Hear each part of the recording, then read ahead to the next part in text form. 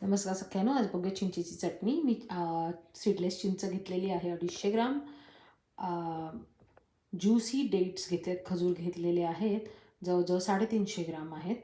आणि त्यातलं मी सीड्स काढून टाकलेले आहेत. संपूर्ण सीड्स काढून टाकायचे.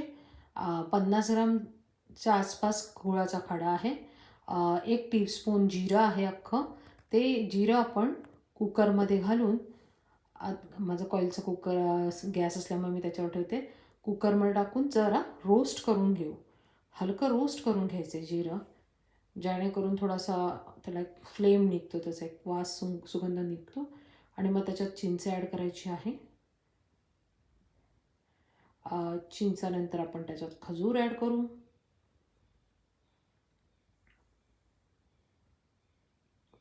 मग गुळाचा खडा टाकू.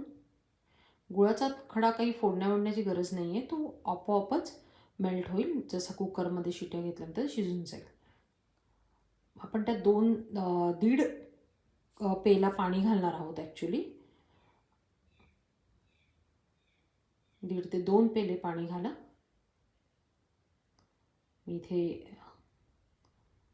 दिसताना तुम्हाला 2 पेले दिसेल, पण ते थोडं कमी असल्यामुळे अंदाजाने मी तुम्हाला सांगते 1.5 पेला पाणी आहे. ते थोडं चिंच आणि खजूर बुडेल एवढं पाणी आहे.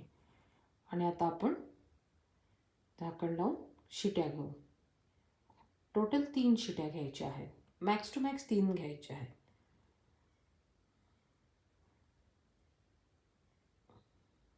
कुकरच्या शिट्या झाल्या. आता कुकर थंड झाला आहे आणि आपण हे सगळं मिश्रण एका मॅशरनी मॅश करून घेऊ, जेणेकरून ते व्यवस्थित होईल. आणि ह्याच्यात थोडंसं पाणी घालून आपण हे सगळं चाळून घेऊ, कारण की त्याच्यामध्ये चिंचेचे केस आणि थोडंसं असं राहिलेलं असतं. जिरं आहे ते सगळं गाळून घेऊ. त्याच्यात रोस्टेड जिरे 1 चमचा टाकू. 1 टीस्पून धणा पावडर, 1 ते 1.5 टीस्पून टाकले तरी चालेल. 2 टीस्पून रेड चिली पावडर, तिखटासाठी तिखट चवीनुसार. त्याच्यात आपण टाकणार आहोत 1/4 टीस्पून पिंक सॉल्ट. मी इथे पिंक सॉल्ट घेतलं आहे, ब्लॅक सॉल्टही चालेल. Pink salt. आणि ह्याच्यात 1/2 टीस्पून मी एव्हरेस्टचा चाट मसाला वापरत आहे. चवीला खूप छान लागतो चाट मसाला टाकल्यावर. आणि नंतर आपण टाकणार आहोत स्वादानुसार मीठ. स्वादानुसार मीठ टाकून झाल्यावर आपण हे पातेलं गरम करायला ठेवणार आहोत. त्यात थोडा काही पाण्याचा अंश असेल तो काढून टाकायचा आहे आणि मग हवाबंद बरणीत भरून